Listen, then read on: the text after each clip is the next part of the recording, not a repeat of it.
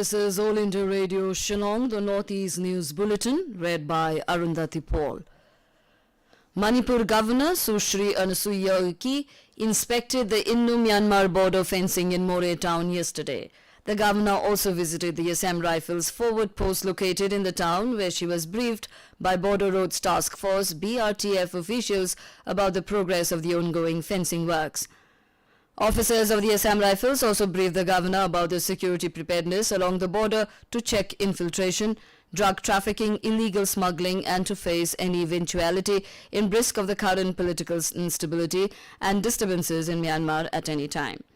She thanked the officers and Jawans posted in the border areas for working round the clock for the safety of citizens of the country. The governor said the cases of drug trafficking, illegal smuggling along the border have decreased significantly due to the strict vigil maintained by the security forces. The Meghalaya government has asked the 3 autonomous district councils to suggest recommendations and changes to be incorporated in the draft amendment to the 6th schedule to the constitution. Deputy Chief Minister in charge of District Council Affairs, Preston Tinsong, said that the amendment is in the final stage. The chief executive and members of the 3 district councils have been requested to give their recommendations to the government. The Deputy Chief Minister admitted that there were problems with regard to the issue of village councils and the unrepresented tribes. Once the district councils give their recommendations, the draft amendment will be finalized and sent to the Government of India. The proposed amendment seeks to provide for village councils in addition to the existing village development councils.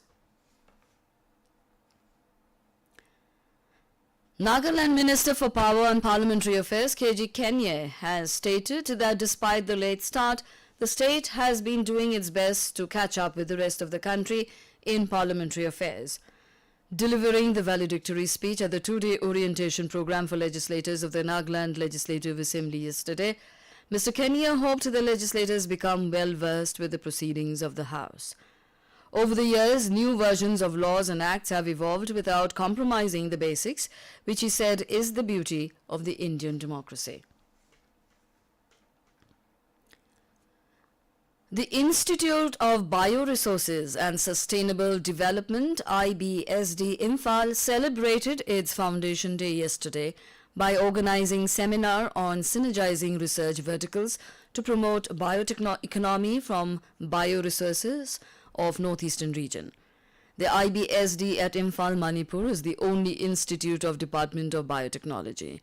Government of India in the Northeastern region working with the mission of bioresources development and their sustainable use through biotechnological interventions for the socio-economic growth of the Northeast.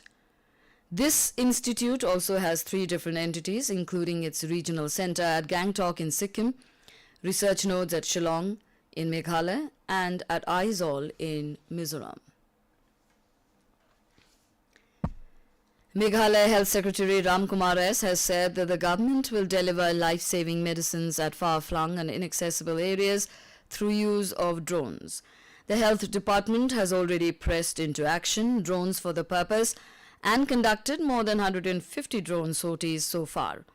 As of now, 1 drone station has been set up at Jengjal in West Garo Hills.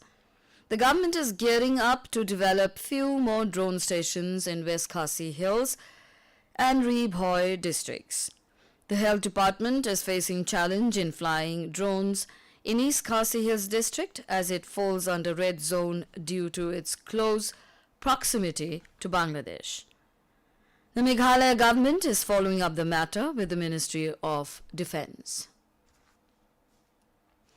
And the background of the growing menace of dog owners letting their pets defecate in public places, including footpaths during morning walks in Shillong, the East Khasi District Administration has issued a strong advisory against this act. Open defecation of pets should not be encouraged and loitering of pets should be avoided to prevent public nuisance.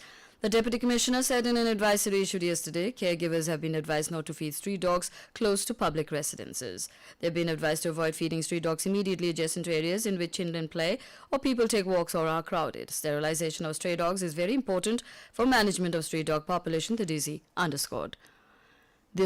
And with that, we end the Northeast News Bulletin from All India Radio, Shillong. Have a nice day.